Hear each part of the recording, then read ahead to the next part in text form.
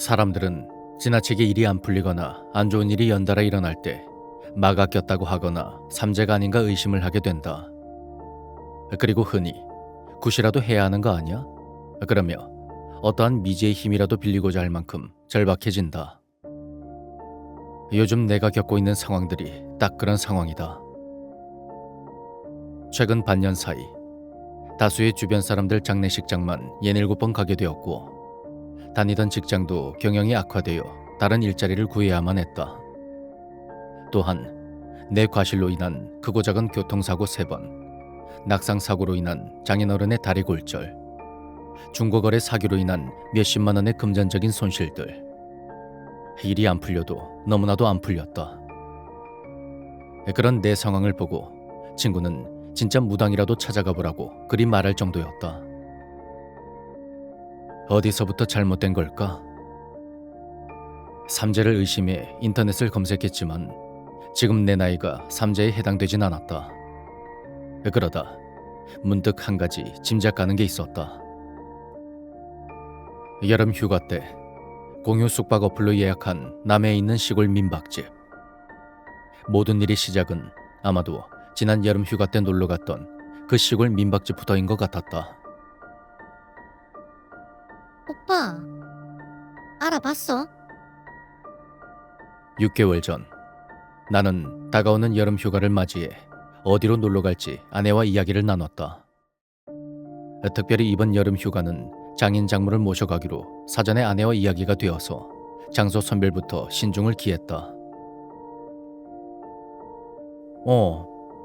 어차피 코로나 때문에 해외여행은 안 될 것 같고, 제주도는 작년에 갔다 왔고, 멀긴 해도 한 번도 안 가봤던 남해안 어때?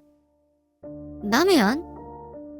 어, 내가 알아봤는데 코로나 때문에 신혼여행을 해외로 못 나가니까 제주도나 남해안에 괜찮은 숙소랑 관광지들이 많이 생겼더라고.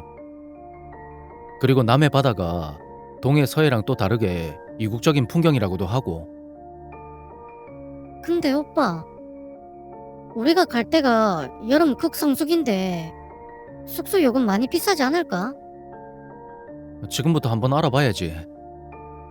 그래도 1박에 50만 원까지는 안 하겠지. 사실 국내 관광지 숙소 요금이 생각보다 비싼 건 알고 있었다. 그래도 모처럼의 여름 휴가고 장인 장모도 모시고 가는 만큼 어느 정도 돈을 지불할 용의가 있었고 나름 호기롭게 검색을 해봤다. 하지만 여름 극성수기 관광지 숙소 요금은 상상을 초월했다. 새로 지어진 풀빌라나 유명한 펜션들 요금은 40~50만 원을 훌쩍 넘은 것이다. 와, 장난이 아니네. 우리가 2박으로 가니까 2일이면 돈 100만 원이네. 우리 부부와 7살 딸만 간다면 방 하나에 저렴한 숙소나 모텔도 상관이 없었지만 장인 장모를 포함한 5식구가 가기에 방 2개 이상의 어느 정도 규모가 있는 그런 숙소를 찾아야만 했다. 하지만 펜션을 포함한 그런 조건의 대부분의 숙소들 요금은 1박에 40만 원에서 50만 원 이상이 대부분이었다. 솔직히 평범한 서민인 우리 부부가 휴가 때 숙소 비용으로 100만 원 이상을 지불하는 것은 크게 부담이 되는 액수였다. 그때 아내가 솔깃한 제안을 했다. 그럼 우리 공유 숙박업소로 찾아볼까? 왜 그 에어DND? 내 친구 현아도 에어DND로 지난 여름 때 꽤 싸게 숙소 예약했다던데. 아, 그래? 그럼 한번 검색해볼까? 나는 아내가 말한 공유 숙박업소 사이트로 들어가서 여행 날짜와 해당 지역을 입력했다. 그러자 여러 개의 공유 숙박업소들이 숙박 요금 그리고 사진과 함께 나열되었다. 여기 괜찮다. 1박에 15만 원밖에 안 하는데. 방이 3개에 마당도 있고 바다도 보이네. 근데 리뷰가 없네. 새로 오픈한 집인가? 아내가 발견한 숙소는 바다가 보이는 마당을 가진 어떤 허름한 독재 시골 민박집이었다. 근데 너무 허름하지 않아? 어머님 아버님 모시고 가는데 시골집은 좀...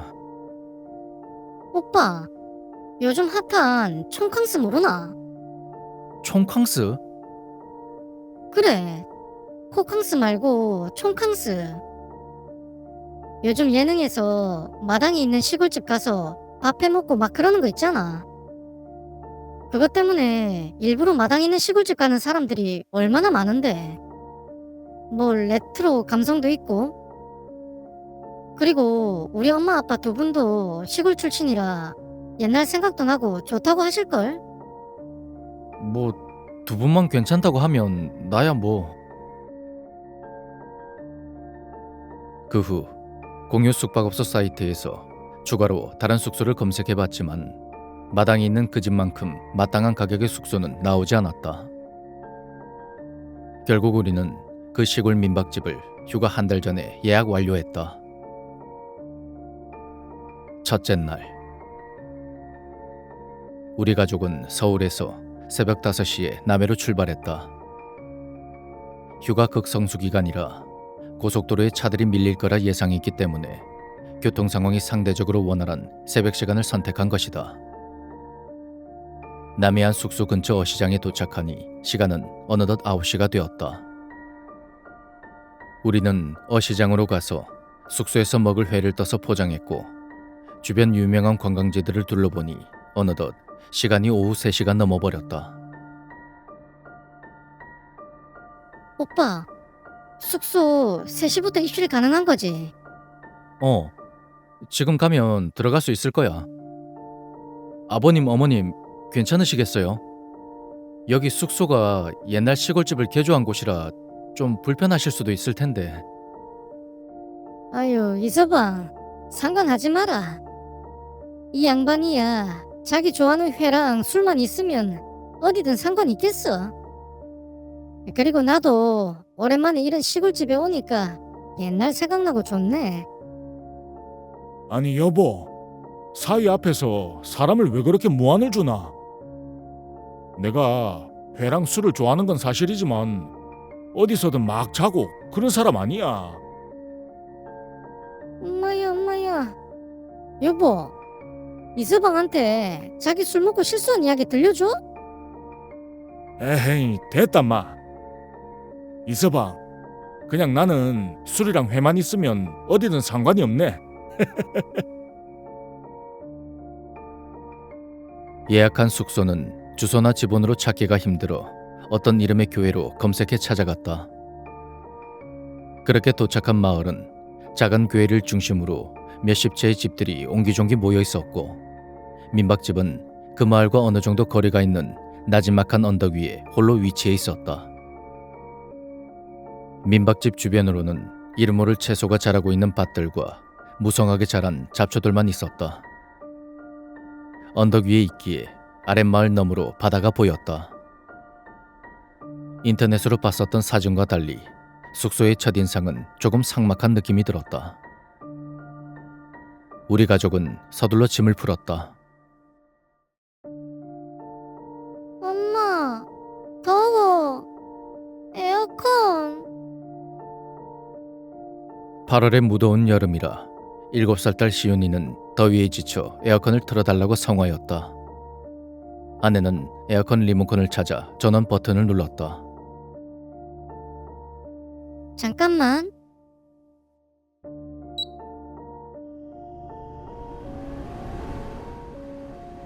자, 틀었다. 연식이 꽤 있어 보이는 에어컨은 조금은 요란한 기계음을 내며 가동을 했다. 우리가 도착한 민박집은 숙소 어플에서 본 것처럼 마당에 커다란 평상이 있었다. 민박집 내부는 아래가 양철로 된 여닫이 유리문 너머로 길이 5m, 폭 1m 정도 되는 기역자 모양의 작은 나무 마루가 있었다. 그리고 그 마루를 기준으로 해서 정말 작은 방 3개가 앙증맞게 붙어 있었다. 옛날 집이라 그런지 아니면 바닷가라 그런지 실내 층고가 상당히 낮아 문지방을 넘나들려면 머리를 상당히 숙여야만 했다. 이서방, 집이 진짜 옛날 집이네. 그런데 어째 장모님은 약간은 떨떠름한 표정으로 말했다. 엄마, 그래도 요즘은 촌캉스라고 해서 일부러 이런 집들 묵고 그러는 게 유행이다. 그래도 여기 벽지랑 장판도 새로 했고 화장실도 이 정도면 뭐 나름 깨끗하구만. 아내는 장모님의 불편한 심기를 읽었는지 나 대신 집에 대해 장점을 열거했다. 나 또한 장모님의 의중을 이해했다. 왜냐면 나 역시 처음 접한 이 집 느낌은 뭔가 따뜻하거나 정겹기보다는 말 그대로 삭막하고 꺼림칙했던 것이다. 하지만 집이 오래되거나 낡아서 그런 것이 아닌 그 이유를 명확히 설명할 수 없는 왠지 전체적인 느낌이 그러했다. 더운 날씨에 흘린 땀을 씻어내기 위해 샤워를 하고 우리 가족은 잠시 휴식을 취했다. 어느덧 7시가 지나자 저녁 노을이 바닷가 방향으로 예쁘게 물들었다. 이서방, 한잔 해야지. 장인께서는 날이 어두워지자 냉장고에 넣어둔 회와 소주를 꺼내셨다. 그런 장모는 사위 운전해서 피곤할 텐데 또 술을 권한다고 뭐라고 했다. 아유, 술 좋죠. 아버님 한잔 하시죠. 우리는 마당에 있는 평상으로 가서 아침에 어시장에서 떠온 회와 식자재 마트에서 사온 술 등을 먹기 좋게 세팅을 했다. 날은 어느새 어두워져 사방이 깜깜한 밤이 되었지만 마당 한켠에는 커다란 나무에 밝은 조명이 걸려 있어 평상에서 식사와 음주를 하기엔 무리가 없었다. 그렇게 준비를 마치고 막 식사를 하며 술 몇 잔을 먹었을 때였다.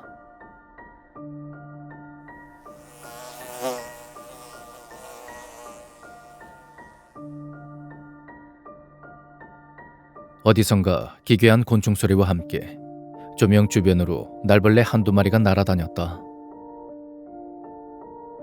아빠, 벌레. 벌레라면 기겁을 하는 딸 시윤이는 벌레를 피해 내 뒤쪽으로 몸을 숨겼다. 녀석, 이 하레비가 나쁜 벌레 다 잡아줄게. 걱정하지 말고 먹어. 술이 좀 들어간 장인께서는 호기롭게 마루 위에 있던 파리채를 들고는 벌레가 날아다니는 조명 아래쪽으로 다가갔다. 아빠, 조심해. 아내 역시 벌레를 극도로 싫어하기에 비명 섞인 소리를 내질렀다. 얘끼! 애 엄마가 돼서 아직도 벌레를 무서워하면 어째? 그렇게 호기롭게 말을 하고 장인은 날아다니는 벌레를 향해 파리채를 서너 번 휘둘렀다. 하지만 바로 그 순간 아이고, 벌이다. 다들 피해라. 장인께서 갑자기 소리를 지르며 머리 위로 막 파리채를 휘두르면서 조명 반대쪽으로 내달리셨다. 그 순간 조명 아래쪽에는 서너 마리가 아닌 10마리 이상의 커다란 벌로 짐작되는 무수한 곤충들이 더욱 기괴한 소리를 내며 불규칙하게 날아다녔고 그중 한두 마리가 평상에 있는 우리 가족들을 향해 돌진했다.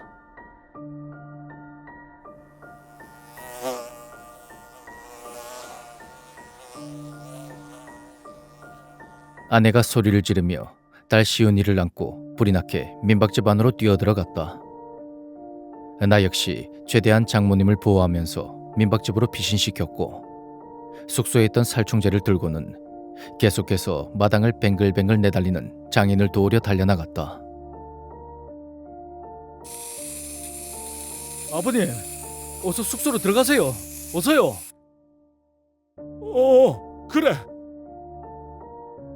이윽고 장인이 숙소로 들어가자 나 역시 적군을 향해 총을 쏘며 퇴각하는 군인 마냥 벌들을 향해서 살충제를 몇 번 뿌렸고 재빨리 숙소로 들어간 후 여닫이 샤시 문을 닫았다. 아빠, 어떡해? 괜찮아? 병원 가야 되는 거 아니야? 벌에게 쏘였는지 장인 팔목 한쪽이 벌겋게 부어올랐다. 아야, 이 되게 따갑네. 됐다. 이까지 거 가지고 병원은 무슨. 한 방밖에 안 쏘였으니까 상황 좀 지켜보고. 우리가 묵고 있는 민박집은 외진 곳이라 병원에 가려면 적어도 1시간 이상 차로 이동해야 되는 그런 거리였다. 운전을 할 줄 아는 장인과 나는 모두 술을 마신 음주 상태여서 운전은 불가능했고, 그렇다고 택시를 불러도 올 것 같지 않았다. 아빠, 많이 아프면 119라도 부를까? 아이고, 됐다 마. 모처럼 놀러 왔는데. 우선 오늘 자보고. 그나저나 저렇게 많은 벌들이 날아다니는 건 근처에 벌집이 있나 본데. 아닌 것이 아니라 유리문 너머로 보이는 나무에 걸린 조명 아래에는 10마리 이상의 무수히 많은 벌들이 화가 난 듯 빠른 상태로 비규칙적인 경로로 비행하며 그렇게 날아다니고 있었다. 근처에 벌집이 있는 것이 분명해 보였다. 오빠, 여기 민박집 주인한테 전화해서 따져야 되는 거 아니야? 벌집이 있으면 제거를 하거나 아니면 벌들이 있다고 주의를 주던가. 화가 난 아내의 외침에 장인 장모는 민박집 주인이 일부러 그랬겠냐고 이를 키우지 말고 조용히 있다 가자고 말했지만, 나 또한 다음에 묵을 사람들을 위해서라도 이 사실을 말하는 게 맞다고 생각했다. 내가 전화해볼게.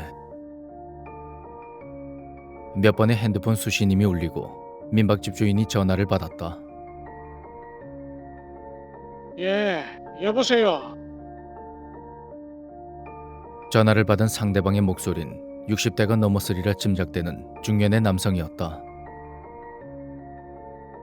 저기 사장님, 오늘부터 이틀 동안 언덕 위에 민박집에 묵기로 한 투숙객인데요. 아, 안녕하세요. 근데 어쩐 일로? 저기 혹시 마당에서 양봉을 하시거나 아니면 근처에 벌집이 있습니까? 아니요. 손님들이 묵는 민박집인데 양봉은 하지 않죠. 그리고 근처에 벌집 있는 거 못 봤는데 왜 벌들이 있나요? 사장님, 혹시 지금 여기로 올 수 있나요? 오셔서 좀 봐야 되겠는데요. 지금 마당에 10마리 넘게 벌들이 날아다니고 있거든요. 예? 어이, 그럴 리가 없는데. 그리고 제가 지금 좀 멀리 와 있어서 오늘 내일은 가기가 힘든데. 그럼 저희 어떡합니까? 119라도 불러서 어떻게 좀 해결 좀 해주세요. 저 손님, 죄송한데 119에서 우리 마을까지 오려면 1시간이 넘게 걸릴 겁니다. 여기가 또 워낙 촌이라 긴급한 상황이 아니면 벌 때문에 야간 출동도 안 할 거고요. 일단 잠시만 기다려봐요. 그렇게 말한 호스트는 일방적으로 전화를 끊었다. 오빠, 뭐래? 아, 나 참. 진짜 황당하네. 자기 지금 멀리 있다고 못 온대. 그럼 어떡해? 잠깐만 기다리라는데. 그리고 몇 분이 지난 그때 다시 전화가 울렸다. 손님, 제가 못 가는 대신에 마을 사람이 방문해서 해결할 겁니다. 근데 아직도 벌들이 날아다닙니까? 나는 다시금 유리문 밖을 쳐다봤다. 여전히 벌들은 조명 아래 날아다녔다. 네, 아직도 있습니다. 어허, 이상하네. 아무튼 마을 사람이 가서도 해결 못하면 제가 내일 환불해 드릴게요. 환불을 해준다는 말에 나는 조금 마음이 누그러졌다.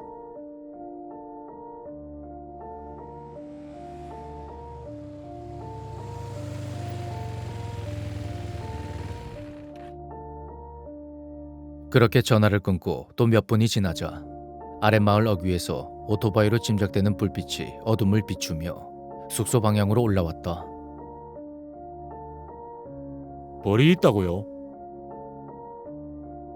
오토바이에서 내린 이는 정리가 안 된 더벅머리에 새마을 운동 마크가 새겨져 있는 초록색 모자를 쓰고 있는 40대 중년의 남자였다. 딱 봐도 이곳에서 농사를 짓는 그런 사람인 것 같았고 어두운 마당에서도 얼굴이 붉어 보이는 게 술이라도 한잔 한 것만 같았다. 나는 홀로 조심히 문을 열고 마당 쪽으로 나왔다. 벌이 어디 있습니까? 아, 저기 나무에 걸려있는 조명 아래요. 남자는 나무라는 말에 잠시 흠칫 놀라더니 내가 가리키는 조명을 천천히 바라봤다. 그러더니 어디요? 없는데? 저기 날아다니는 벌 안 보입니까? 나는 다시금 조명 아래쪽을 가리키다가 황당한 광경에 입을 다물어버렸다. 조금 전 분명 조명 아래 거칠게 날아다니던 10여 마리 벌들은 온데간데 없고 하루살이나 모기 같은 조그만 곤충들만 몇 마리 날아다니는 것이다. 사장님, 도시에서 살아서 모르나 본데 저거 벌 아니고 모기랑 하루살입니다. 아니에요. 분명 조금 전까지 꽤 많은 벌들이 날아다녔습니다. 남자는 오토바이 의자를 들더니 거기서 커다란 랜턴을 꺼내 나무를 비롯해서 조명 주변과 집 주위를 돌아다녔다. 나는 내 말이 사실이라는 걸 증명이라도 해야 한다는 그런 의무감으로 그 남자의 뒤를 쫓으며 벌들을 찾으려 애를 썼다. 그거 봐요. 없잖아요. 남자의 말처럼 벌들은 전혀 보이질 않았다. 내가 뭐라고 말을 하려는 순간 남자는 핸드폰을 꺼내서 어딘가로 전화를 했다. 이장님, 그 집에 벌 없어요. 그 나무 주변 다 확인했다니까요. 예. 그렇게만 해주면 돼요. 예, 알겠어요. 예, 끊어요. 나는 그 나무라는 말이 조금은 거슬렸지만 잠시 후 남자는 어느새 마당에 나와 있는 장인을 보며 이렇게 말했다. 벌은 없는데, 근데 벌에 쏘이신 분 있다면서요. 장인 또한 나와 마찬가지로 갑자기 사라진 벌들을 찾기라도 하듯이 나무에 걸린 조명 아래쪽을 서성거리고 있었다. 저기 아버님, 벌 쏘인 것 좀 보여주세요. 여기. 그런데 놀라운 일이 벌어졌다. 사라진 벌처럼 조금 전에 붉게 부어오른 장인의 팔목은 언제 그래낸 듯 흔적도 없이 깨끗한 것이다. 어디 물리셨는데요? 이거 분명히 물렸는데. 진짜 이상하네. 남자는 짜증나는 표정으로 더운지 초록색 모자를 벗어 땀을 식히듯 부채질하며 말했다. 말씀하신 벌 없으니까 전 이만 갈게요. 그래도 불안하면 제가 쑥이라도 뜯어서 모기뿌리라도 해드릴까요? 나와 가족들은 귀신에 홀리기라도 한 듯 괜찮다고 사양했다. 그리고 혹시 모르니까 저기 드시고 계신 술 한 병만 좀 쓸게요. 예? 남자는 내가 대답하기도 전에 먼저 평성에 있는 술병을 들고 뚜껑을 딴 다음 조명 아래쪽부터 해서 집 주변 여기저기 술들을 뿌렸다. 저기 뭐 하시는 겁니까? 양밥 치는 거예요. 양밥요? 나는 양밥이라는 생소한 단어에 의아해하며 물었다. 이상한 일 겪으셨다고 하니까 혹시 이 집 터주신 장난치는 거 아닌가 하고요. 예? 남자는 그 다음 어떤 말도 없이 남아있는 술들을 집 곳곳에 따른 후 오토바이에 올라타고 시동을 걸었다. 자, 술들 적당히 드시고 그럼 갑니다.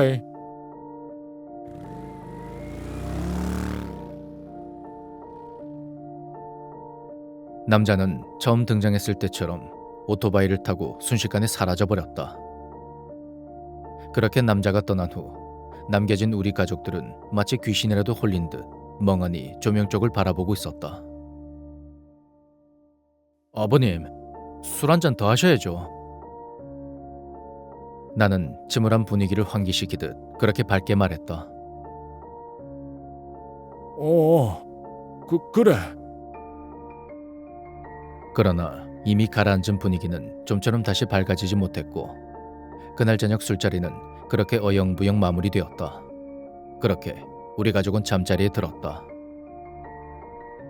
방의 배정은 침대가 있는 안방은 장모님과 딸 시은이가 자고 코를 심하게 구는 장인이 가운데 방, 그 다음 부엌 및 화장실과 접해 있는 끝방은 나와 아내가 잤다. 둘째 날 새벽,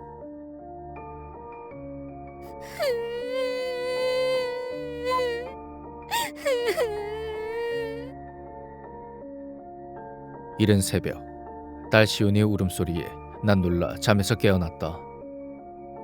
저녁에 마신 술로 인한 숙취로 머리가 깨질 듯이 아팠지만 나는 방문을 열고 밖으로 나왔다. 왜 시은아? 어디 부딪혔어? 왜 울어? 이미 방밖 기역자 마루에는 장모님과 아내가 울고 있는 시은이를 달래고 있었다. 아니, 저기 밖에.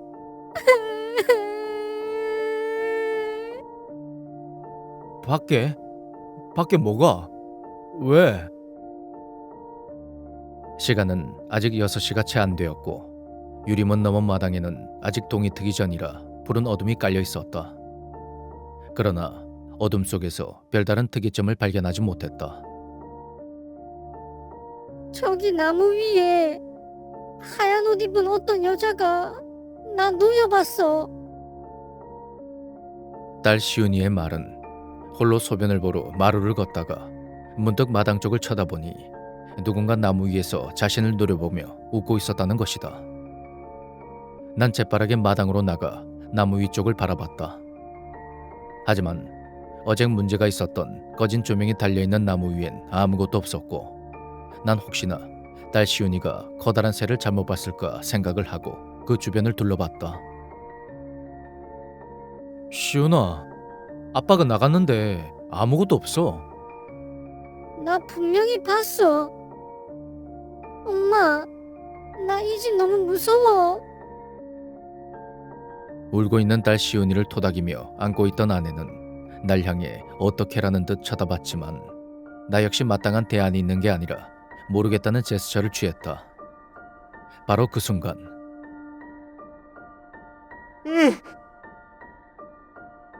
장인이 홀로 자고 있던 방에서 비명소리가 들렸다. 나와 아내는 놀라서 장인이 자고 있던 방문을 열었다. 방 안에는 땀을 흘리며 놀란 표정으로 막 일어난 장인이 가쁜 숨을 몰아쉬고 있었고 방 안에 있던 TV는 바닥에 쓰러져 있었다.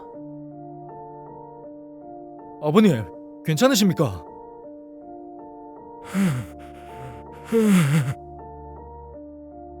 장인은 한참 동안을 멍하게 있다가 목이 마른지 냉수를 찾았고 장모님이 떠온 냉수를 단숨에 마셨다. 그리고 마치 싫은 기억을 털어내는 듯 고개를 절레절레 저으며 방에서 나와 마루에 털썩 주저앉았다. 오빠, TV 액정 깨졌는데. 그런 아내의 말을 듣고 TV를 보니 탁자 모서리에 넘어지며 찍혔는지 액정이 거미줄 마냥 금이가 있었다. 사실 탁자라고 해도 옛날 시골집에서 쓰던 작은 나무 밥상이었지만 말이다. 아빠가 발로 건드려서 TV가 넘어진 거야. 아빠, 당신 괜찮아요? 장인의 반응이 심상치 않음을 느꼈는지 장모도 조심스레 물었다. 한동안 침묵이 이어지더니 마침내 장인이 입을 열었다. 내가 한 게 아니다. 그러자 아내가 말했다. 응? 그러면 TV가 저절로 넘어졌어? 글쎄, 내가 한 게 아니래도. 장인이 발끈하며 갑자기 소리쳤고 그 상황이 무서웠던지 딸 시온이는 다시금 목 놓아 울었다. 아니, 이는 애 놀라게 왜 소리를 질러? 너희 아버지 아직도 잠이 덜 깨셨나 보다. 시은이 데리고 어서 방에 들어가서 잠 좀 더 자라. 그렇게 장모가 애써 분위기를 수습하며 눈짓으로 자리를 피해달라는 신호를 보냈다.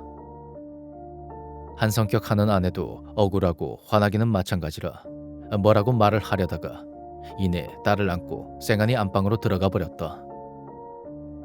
나 역시 그 자리에 계속 있기가 거북해서 저 어머님, 무슨 일 있으시면 바로 부르세요. 그래. 이서방도 피곤할 텐데 들어가서 더 자라. 예. 그렇게 방 안으로 들어와 나는 아내 옆에 누워서 바깥 동향을 살피며 장인 장모의 대화에 귀를 기울였다. 아니, 도대체 무슨 일이에요? 소녀딸이면 끔찍하게 아끼는 양반이 소리를 다 지르고. 뭔가 있어. 예? 이 집 뭔가 있어. 그 다음은 목소리가 워낙에 작아서 장인 장모의 대화의 문맥을 엿들을 수가 없었다. 단지 중간중간에 꽹과리, 하얀 옷, 술, 널뛰기 같은 짐작이 안 되는 단편적인 단어만 간간히 들려올 뿐 그 뜻을 짐작하기가 어려웠다. 그렇게 한두 시간을 더 자고 다시금 일어나자 장모께서 간단한 아침을 차려놓으셨다. 장인도 아침에 일이 미안했던지 딸 시온이를 안고 공주님 하면서 다독여 주었다. 엄마, 아빠 아침에 도대체 왜 그런 거래? 악몽 꿔서 그랬대. 무슨 악몽을 꿨길래 멀쩡한 TV까지 박살냈대? 저거 고치는데 돈 많이 들어갈까? 주인한테 사정 잘 말해봐야지. 뭐 설마 새 거 사달라고 하겠어? 근데 아빠 가위에 눌린 거래? 나중에 말해줄게. 점심때 시은이 데리고 바다 간다며. 어휴, 밥들 먹어라. 배고프겠다. 나는 장모가 뭔가 숨기는 것 같은 말을 돌리는 느낌을 받았지만 애써 모른 척 아침밥을 먹는 데 열중했다. 그렇게 식사를 마치고 숙소 근처에 있는 해수욕장에 가려고 준비를 하는데 자네 장인이 몸이 안 좋다고 하니까 셋이서 갔다 온나. 내랑 자네 장인은 집에 있을게. 왜 엄마? 같이 가지. 아빠 몸 많이 안 좋아? 아니, 어제 4시간 넘게 차 타고 오느라 피곤한 것 같고 아빠도 어제 그 이상한 벌 때문에 놀래서 가위에도 눌린 것 같고. 걱정하지 말고 셋이서 오붓하게 갔다 온나. 차도 없어서 어디 가시기 불편할 텐데 진짜 괜찮으시겠어요? 아유, 걱정하지 마.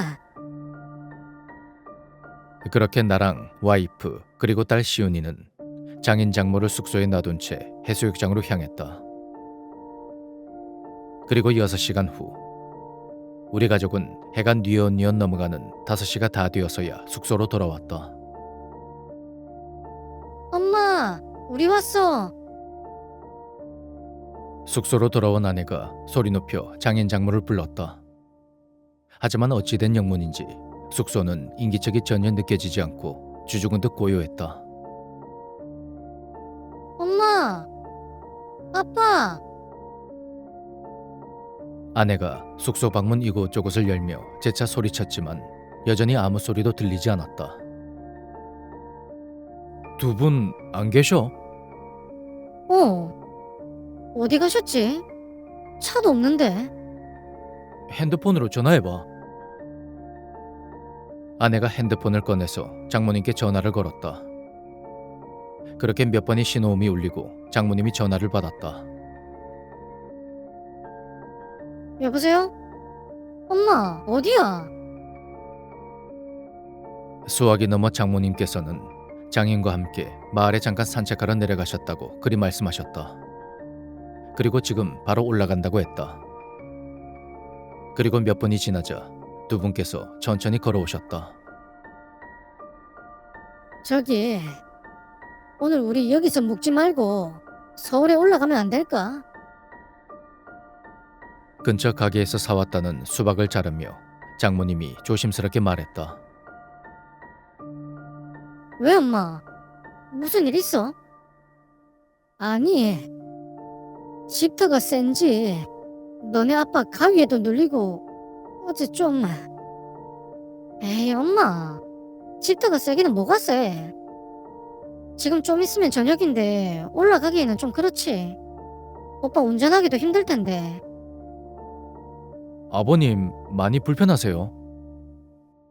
아니, 불편한 것도 불편한 건데 내가 꿈자리가 하도 사나워서 마을에 내려가서 이 집에 대해서 여기저기 물어봤거든. 예.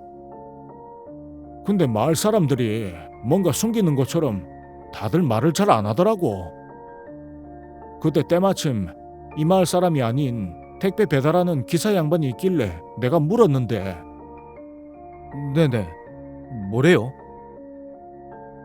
자기도 이 일을 한 지 3년밖에 안 돼서 잘은 모르는데 단지 이 집이 자기가 처음 이 마을에 왔을 때부터 사람이 안 살던 버려진 폐가였다고 하네. 아빠, 그냥 사람이 안 살아서 버려진 집이면 크게 문제될 건 없잖아. 그냥 오늘만 어떻게 자고 내일 아침 일찍 떠나자. 어제 못 먹었던 회랑 술 한잔 하시고. 장인은 뭔가 말을 더 하려다가 장모가 무슨 눈치를 주자 입을 다물어 버렸다. 다행히 아내는 딸 시윤이를 챙기느라 그 모습을 보지 못했고 난 무슨 사정이 있겠거니 그런 생각이 들었지만 굳이 말씀하기를 꺼려하는 듯 느껴져 더 이상은 묻지 않았다.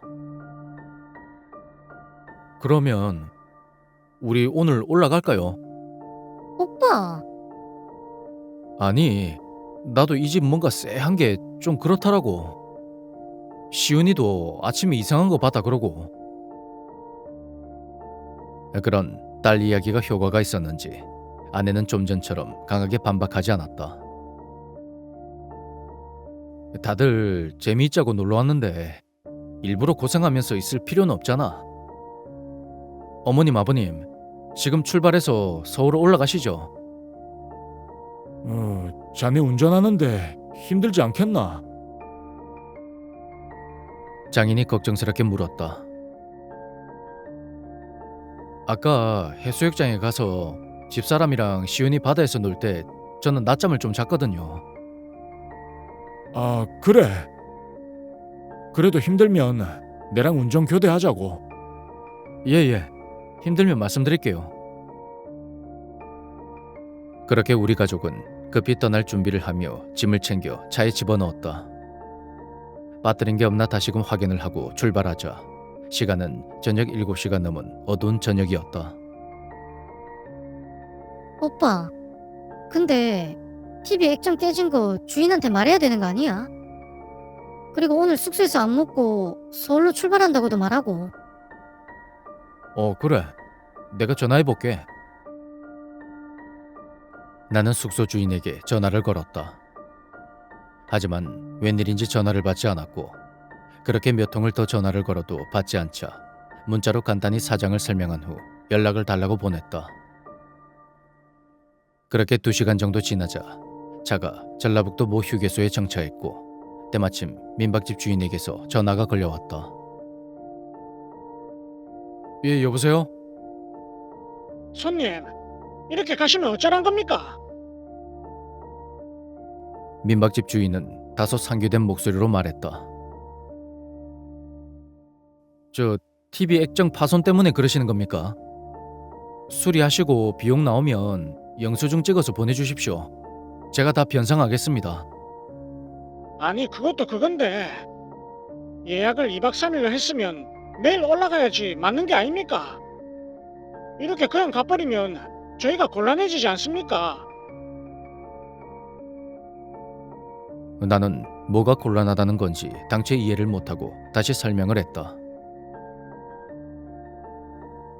아, 그거는 제가 문자로 남긴 것처럼 장인어른께서 몸이 좀 안 좋아지셔서요. 아, 됐고요. 멀리 안 가셨으면 다시 민박집으로 오세요.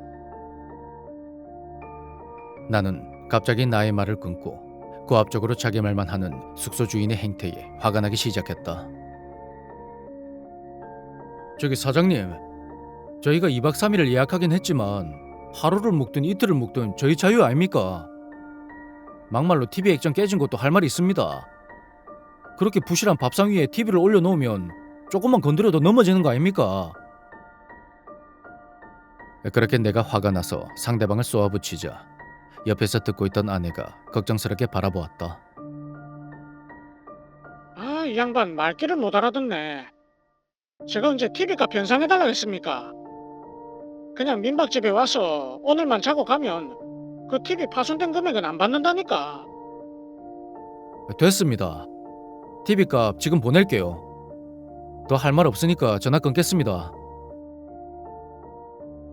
나는 말이 통하지 않는 민박집 사장에 대한 분노로 몸이 부들부들 떨렸다.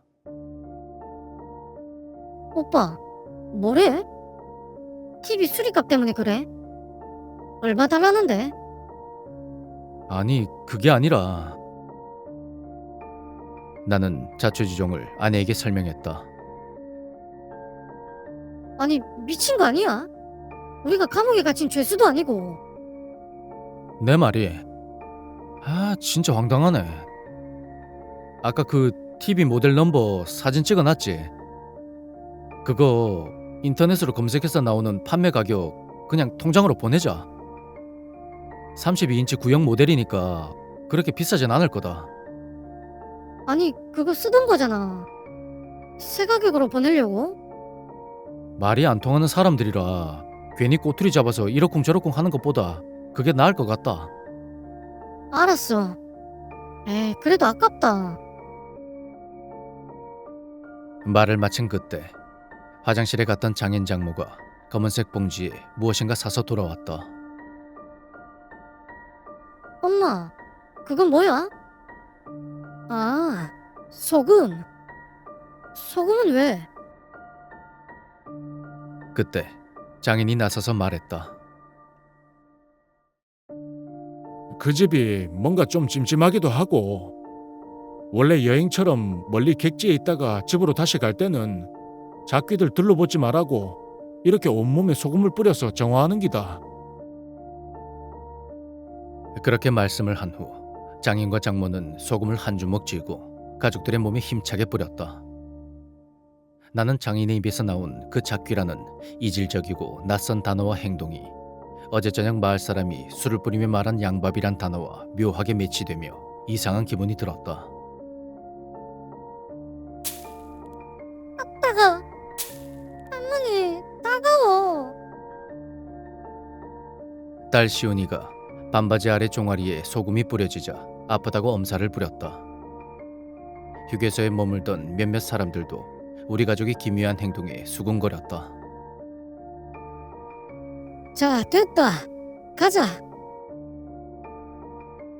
따가운 주변 시선을 의식해 검은 봉지에 있던 소금을 다 뿌리자마자 우리 가족은 서둘러 차에 올라타 다시금 서울로 향했고 밤 12시가 넘어서야 무사히 집에 도착했다.